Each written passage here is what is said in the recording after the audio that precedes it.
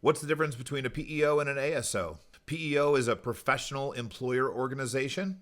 An ASO is an administrative service organization. Let's talk about PEO first. PEO is a platform where you have a co-employment relationship with the PEO. So as a business and a business owner, you will actually shift your employees over to the PEO. The PEO will maintain the employees on their payroll, on their insurances. They will basically have control of your employees, but those employees will be working for your company. So that's called co-employment in the PEO space. Traditionally, businesses will go with PEOs because there's benefits to large risk pools in their insurance products, particularly workers' compensation and their health insurance. But the one thing that you do lose from an HR perspective traditionally is control of your employees and control of the culture and control of the employee experience. So some things to think about. On the ASO side, which is what Simco is, you have a similar product. So we actually work with every company. We have multiple components. We'll do your HR, we'll do your benefits, we'll do your commercial insurance, which is your workers' compensation, and we'll do your investments with your 401k. The employees are on the payroll platform, which is iSolved at Simco, that has the full onboarding suite, so a full HCM system, but you maintain control of the employee.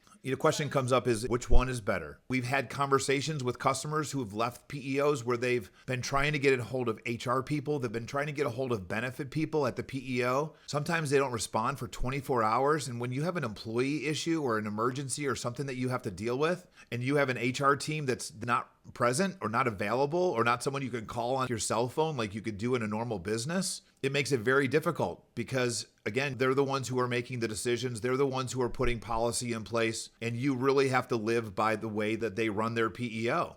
And for some people that works, but we're seeing more and more people leave the PEO experience and move over to the ASO platform. And we continue to believe that that's going to be the future, that people will come back to the ASO space. I always think of it like this. If you want to be average, go to a PEO. If you want to be spectacular and you think that you can be better than average, then go with an ASO, because what the beautiful experiment of business is your ability to be better than average. You will only be average within a lot of consortiums because all you're doing is blending risk. And so if you actually did things better than average, you can actually make your company a better company by not going with a PEO and going with an ASO. And so that's why we always say ASO is the way to go.